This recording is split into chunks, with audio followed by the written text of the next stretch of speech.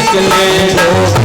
नाम लेके जब प्राण तन निकले, गोविंद नाम ले मैं जब प्राण तन से निकले।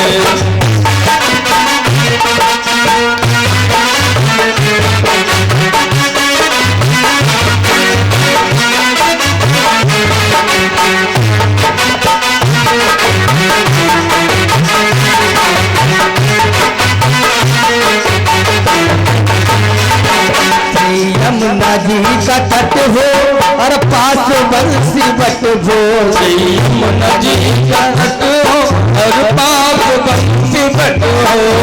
यमुना जी का तट हो पास बंसी बट हो, यमुना जी का तट हो और पास बंसी बट हो। सावरा ने कट हो जय हो से निकले, हमारा कट हो जब प्राण तन से निकले।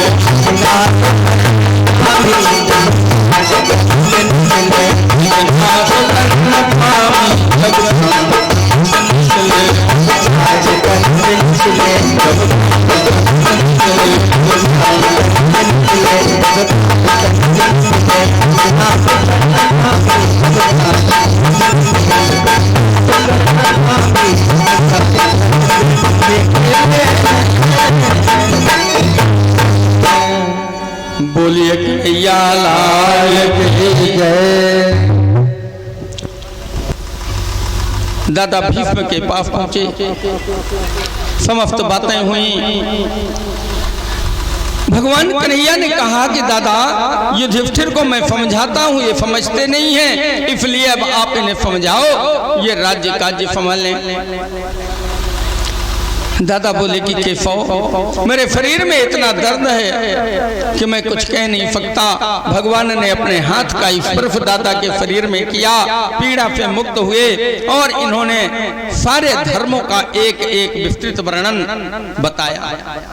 जब स्त्री धर्म का वर्णन करने लगे, उसी समय द्रौपदी सामने खड़ी होकर पूछने लगे कि दादा आज तो आप बड़ी ज्ञान की बात कर रहे, लेकिन उस दिन आपका ये ज्ञान कहाँ था जब भरी सभा में मैं चीख चीख करके आपकी ओर देख रही थी, बड़ी आशा की निगाह से कि जहाँ आप होगे वहाँ अन्याय नहीं होगा। जब मेरा वस्त्र हरण हो रहा था, मुझे नग्न किया जा रहा था उस भरी सभा में, तब आपने ये धर्म क्यों नहीं दिया? आप जो धर्म बता रहे हो तब ये धर्म कहाँ चला गया था?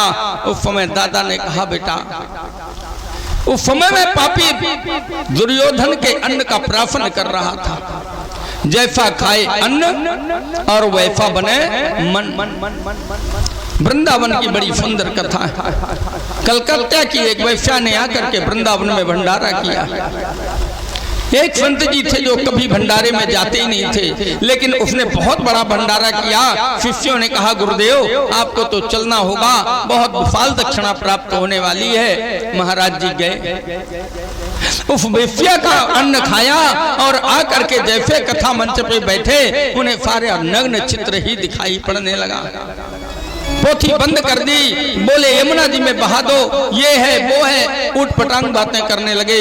जब पता लगाया कि आज का भंडारा किसका था, पता पड़ा कि कलकत्ता की एक वेश्या, सारे जीवन उसने वेश्यावृत्ति की। अंत समय में सोचा मेरे कोई नहीं है, इस धन का क्या होगा, सब बेच करके वृंदावन आई और यहाँ सभी संतों का भंडारा किया।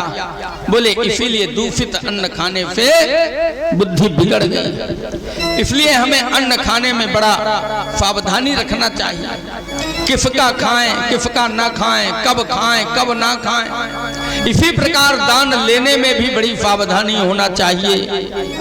ये नहीं लाओ लाओ, किसका लें, क्यों लें, कैसे लें, कब लें, और वो लें तो फिर हम उसका करें क्या, ये भी विधान। तब वो धन शुद्ध होता है। तो बोले कि उस समय पापी दुर्योधन का मैं अन्न खा रहा था, इसलिए मेरी बुद्धि खराब थी। अब 6 महीने से मैं इस बाणशैया पर पड़ा था, एक एक बूंद उसके अन्न की निकल चुकी, इसलिए मेरी बुद्धि अब शुद्ध है। महाराज द्वारिका गया। यहाँ कुछ समय के बाद पांडवों ने अपना राज्य अपने पुत्र नाती परीक्षित को दिया। परीक्षित राजा बन गए। एक दिन महाराज परीक्षित के महल की सफाई हो रही थी। महल की सफाई जब हो रही थी उसमें एक सुंदर मुकुट मिला। उसमें लिखा था कि मुझे मत छुओ। राजा परीक्षित ने कहा कि जब लिखा है कि मत छुओ तो मेरे पूर्वजों ने किसी कारण से लिखा होगा मत छुओ, तो इसे मत छू। लेकिन मंत्रियों ने विवश किया, महाराज थोड़ी 1 मिनट के लिए लगा के देख लो। वो मुकुट महाराज ने लगाया और लगा करके शिकार खेलने के लिए चले गए। उसमें कलयुग था, क्योंकि इसके पहले एक बार महाराज परीक्षित जब शिकार खेलने गए तो रास्ते में इन्होंने क्या देखा कि एक बैल जिसके 3 पैर टूट चुके हैं, एक पैर पर खड़ा है, और एक गऊ जो बड़ी दुबली पतली बड़ी जीर्ण शीर्ण है, नेत्रों में आंसू भर करके और उस बैल के पास खड़ी दोनों बातें कर रहे हैं। और इन दोनों के पास एक काला काला आदमी हाथ में मोटा डंडा लिए इस गऊ और बैल को पीट रहा था। राजा परीक्षित ने देखा, मेरे राज्य में यह धर्म, मैं पांडव वंशी राजा, कभी कोई गऊ बैल ब्राह्मण जीव पर कोई फताया नहीं गया, और मेरे राज्य में ये ललकारा, कौन है तू? चुपचाप खड़ा हो गया कलयुग। बोला हम तो कलयुग हैं, आप कौन हैं? गौ बोली महाराज हम धरती हैं। आप कौन हैं? बैल बोला हम धर्म हैं। तो आपके ये 3 पैर किसने काट दिए? हम लोग कहते हैं कि धर्म कर रहे हैं, धार्मिक अनुष्ठान कर रहे। जब धर्म चारों चरण से पूर्ण होता है तब धर्म कहलाता है। धर्म के 4 चरण हैं, दया, दान, पवित्रता और अहिंसा। जब ये धर्म चारों से परिपूर्ण होता है तब धर्म कहलाता है। अब तो एक पैर पे रह गया है क्या? सिर्फ दान, सिर्फ दान पे ये धर्म खड़ा है। एन केन विधि दीने दान करे कल्याण। 3 पैर कट चुके हैं। राजा परीक्षित ने चारों पैरों को जोड़ा। जीवन में पवित्रता लोगों के है नहीं, है लोग पवित्र रहते हैं, देखने में तो खूब स्नो पाउडर टिनोपाल लगी रहा, लेकिन हृदय उनका पवित्र नहीं रहता। जिसके घर में रहे कहो वहीं चोरी की नियत बना के रखे, हृदय कलुषित हो गया, पवित्रता चली गई, इसलिए धर्म का एक पैर टूट गया। हिंसा, छोटी छोटी सी बात बटाएं, कहीं कुल्हाड़ी से काट दिया, और जीवों की हत्या तो प्रतिदिन होती ही। तो अहिंसा कहां से रही? वो भी पैर टूट चुका है। तपस्या कोई कर ही नहीं सकता। जो पहले तपस्याएं होती थी कि शरीर में दीमक लग जाता था, आज 2 घंटे कोई नहीं बैठ सकता एक जगह, क्या तपस्या करेगा? अब तो सिर्फ दान बचा, दान कर लो कल्याण हो जाएगा। परीक्षित जी ने इनका जोड़ा। अब कलयुग से कहा कि तुम कौन हो? बोले हम कलयुग। क्यों आए मेरे राज्य में? बोले महाराज जैसे पहिया घूमता है कभी ऊपर कभी नीचे, तो युग जब परिवर्तित होते हैं तो महाराज मुझे तो आना ही है। बोले चले जाओ। नहीं हम गोली मार देंगे। गोली उनकी क्या थी? धनुष बाण, मार देंगे नहीं, चले जाओ। चरणों में आकर के गिर पड़ा और महाराज परीक्षित ने चरण स्पर्श करवा लिए। बस यही सबसे बड़ा दोष हो गया राजा परीक्षित का। अनजाने व्यक्ति से कभी चरण स्पर्श नहीं करवाना चाहिए। जिसके चरित्र के बारे में आपको जानकारी नहीं है उससे चरण स्पर्श नहीं करवाना चाहिए, क्योंकि जब वो आपके चरण छूता है तो उसके अंदर के परमाणु आपके शरीर में प्रवेश कर जाएंगे और आपका पुण्य चला जाएगा, आपकी बुद्धि उसकी बुद्धि जैसी हो जाएगी। इसलिए बड़े बड़े संत महात्माओं को आप देखें, साधारण कोई पैर नहीं छू सकता, लेकिन आजकल अगर पाँव न छुओ तो आदमी जमीन नाराज हो जाए। और मातन में जब सबसे ज्यादा विशेषता हो, साफ बैठी हुए और बहू फैद बगल में दूसरी कौनू आ जाए, अम्मा उनके पाँव छू लें, अपनी अम्मा के भूल जाए फाफ के कि जे तो घर ही किया है सवेरे छू लेते, कुत्ते में तो बड़ो मुंह फूल जाता, हमारे पाँव नहीं छुए। अब पाँव छुलाने का बड़ा शौक है, चक्कर में न रहो, रोटी दे रही जय बहुत समझो। हाँ, गए जमाना जब पाँव छूती थी, अब गरो छुअन लगती हाल ही। बोलो गोविंद भगवान की। चरण स्पर्श कराया, इस कलयुग के ऊपर रहम आ गया। बोले हमें रहने के लिए महाराज को जगह बता दो, हम जाएं तो जाएं कहाँ, क्योंकि सूर्य उदय से सूर्य अस्त तक आप ही का राज्य है। अब आ गए हैं तो महाराज हम आपकी शरणागत हैं, हमें रक्षा करो। परीक्षित जी ने इन्हें 4 जगह दी, ध्यान से सुनना भैया लोग। हाँ, कलयुग को परीक्षित जी ने 4 स्थान बताए। कौन कौन? अब जो को करत हो समझ लियो कि कलयुग में है।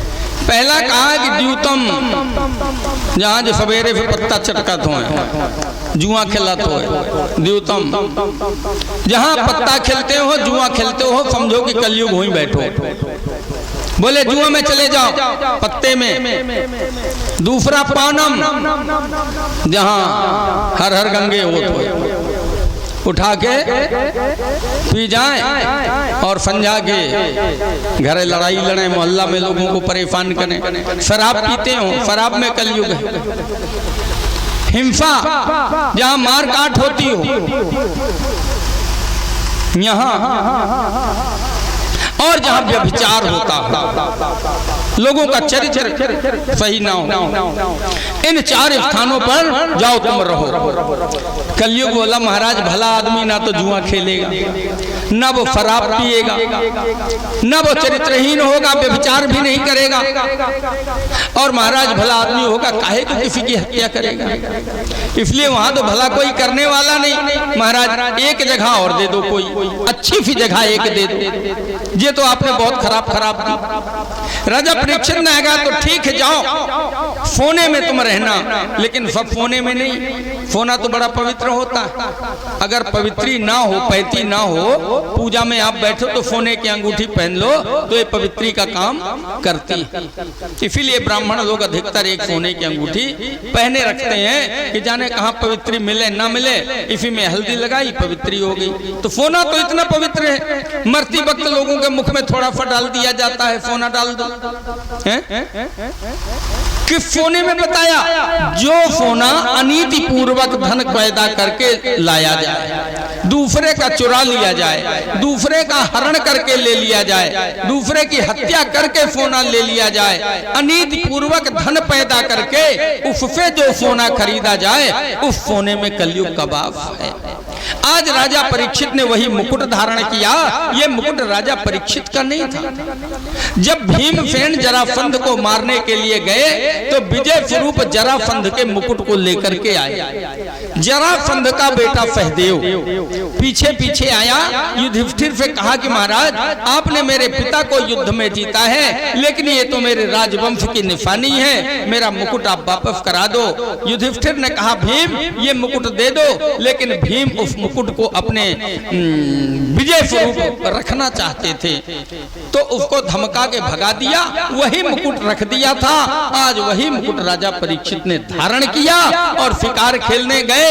बुद्धि भ्रमित हुई, तपस्या करते हुए समीक ऋषि के पास गए। इन्हें प्यास लगी, घोड़े में बैठे बैठे राजा कह रहे हैं पंडित जी जल पिला दो, लेकिन महाराज समीक तो ध्यान में लगे थे भगवान के, नहीं सुना। सर पे बैठे हुए कलयुग ने कहा कि ये ढोंगी बाबा है, आपको देख करके आंख बंद करके बैठ गया कि कहीं जल ना पिलाना पड़े। कहीं बुद्धि इधर कहीं बुद्धि उधर, और अंत में महाराज परीक्षित ने घोड़े में बैठे बैठे अपने धनुष की नोक से एक मरा हुआ सर्प डला था, उस सर्प को लिया और समीक ऋषि के गले में डाल दिया और घर चले आए। इनका बेटा समीक ऋषि का था, जिसका नाम था श्रृंगी। अन्य पुराणों में तो कथा ऐसी भागवत जी में नहीं लिखा है कि श्रृंगी ऋषि को महाराज समीक ने ही श्राप देके सिंह निकाले थे। इनका बेटा कौशकी नदी में स्नान कर रहा था, किसी के द्वारा पता पड़ा कि राजा परीक्षित ने तुम्हारे पिता का अपमान किया, मरा हुआ सर्प तुम्हारे पिता के गले में डाल दिया। बाल स्वभाव एकदम क्रोध आया, हाथ में उस कौशकी नदी के जल को लिया और संकल्प किया, जिस राजा ने चाहे कोई भी हो समाधि से हमारे पिता का अपमान किया है, आज से 7वें दिन उसे तक्षक काटेगा। श्राप दे दिया। रोता हुआ अपने पिताजी के पास आया। पिता ने रोते हुए बालक को देखा, बेटा क्या हुआ? बोले पिताजी किसी ने आपका अपमान किया। देखा गले में सर्प डला है, उतार कर नीचे रखा। बेटा तूने कोई श्राप तो नहीं दिया? बोले श्राप दे दिया। क्या?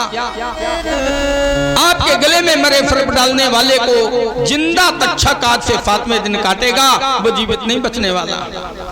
पिताजी ने बहुत डांटा। ऐसा सुंदर राजा जिसके राज्य में हम संत लोग निर्भय भजन करते हैं, जिस राजा के द्वारा हम लोगों की सारी व्यवस्थाएं की जाती, ऐसे निरपराध राजा को तूने श्राप दे दिया। तूने पशुवत काम किया है, इसलिए जब मैं तुझे श्राप देता हूं कि तेरे सींग निकल आए। ये भागवत की कथा नहीं है, ये अन्य पुराण की कथा है। महाराज शमीक ऋषि ने अपने शिष्यों को भेजा राजा परीक्षित को कि 7 दिन में मरना है, अपना मरण सुधार लो। उधर राजा परीक्षित ने जैसे अपने सर से उस मुकुट को उतारा, अपना भूल याद आई, पछताने लगे। मैं उस पांडव वंश का हूं जिस वंश की रक्षा भगवान कृष्ण ने की, और मैंने इतना नीच काम कर दिया, मैंने ब्राह्मण का अपमान कर दिया, अब तो जीवन बेकार है। राजा सोच ही रहे थे कि शमीक के शिष्य पहुंचे, राजन आपको श्राप मिल गया है, 7 दिन में आपको मरना है, 7 दिन में आप अपने मरने की व्यवस्था बना लीजिए। अपन लोग कै दिन में मरेंगे?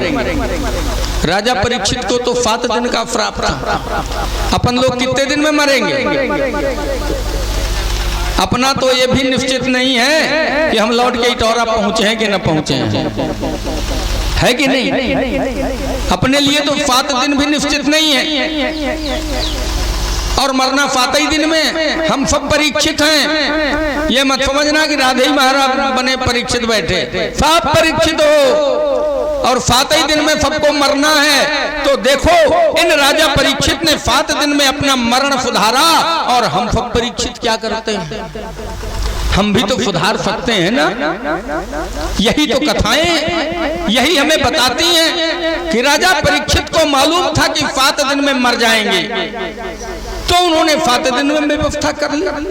और हमें यह पता है कि 7 दिन से ज्यादा नहीं जिएंगे, इस 7 ही दिन के अंदर मरना है, तो भी सोचते हैं कि मरना ही नहीं, अपने व्यवस्था करना है। हम मर के जाएंगे। हम तीर्थ यात्रा में जाते हैं 10 दिन के लिए, तो पूरा बिस्तर बंद जाता है साथ में। शाम के लिए लड्डू बना लो, सुबह के लिए खुरमी बना लो, फिर मीठा बना लो, कितनी व्यवस्था जुटाते हैं। जब 2-4 दिन के लिए जाते हैं और लौट के घर आना है तो कितनी व्यवस्था लगाते हैं। और जहां अनंत यात्रा के लिए जाना है वहां के लिए हम कोई तैयारी नहीं करते। ये हमारा दुर्भाग्य है। जहां से हमें अनंत यात्रा के लिए जाना है, भैया वहां के लिए भी तो हमें कुछ तैयारी करना चाहिए। अगर वहां की तैयारी नहीं करेंगे तो फिर क्या करोगे? राजा परीक्षित ने तुरंत घर त्याग दिया, जाकर के गंगा के किनारे बैठ गए।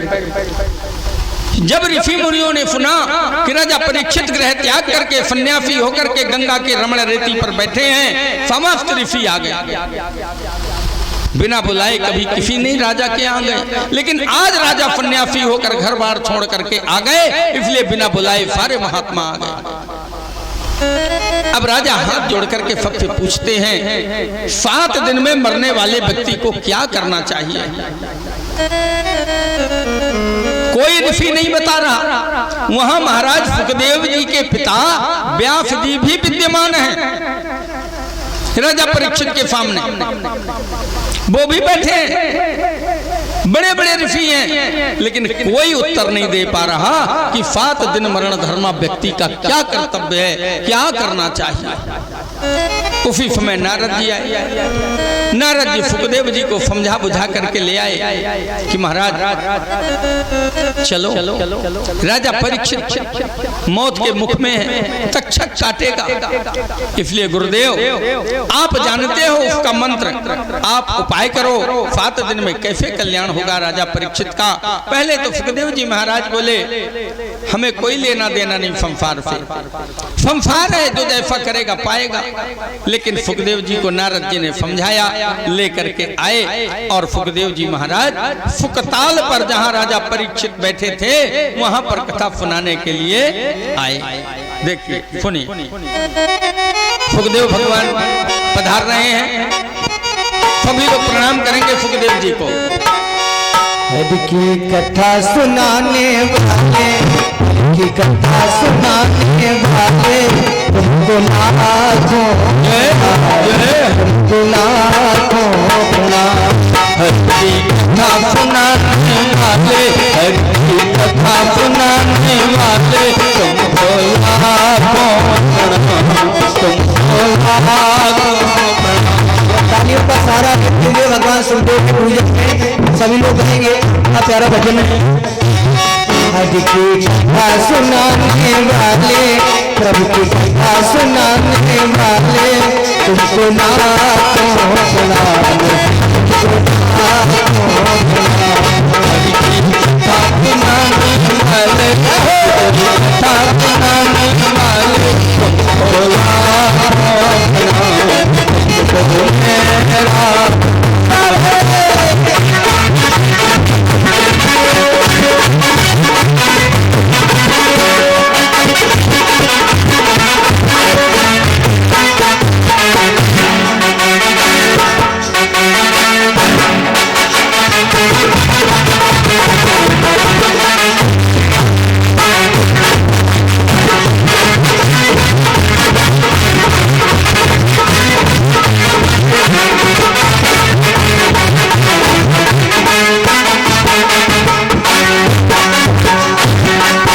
मेरा जीवन बदल गया है, चरणों में संभल गया है। मेरा जीवन बदल गया है, चरणों में संभल गया है।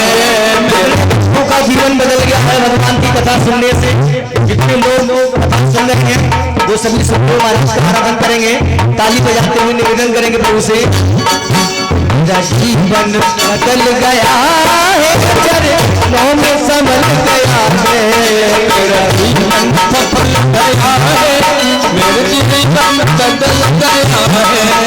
अब सोच जगाने वाले, सोच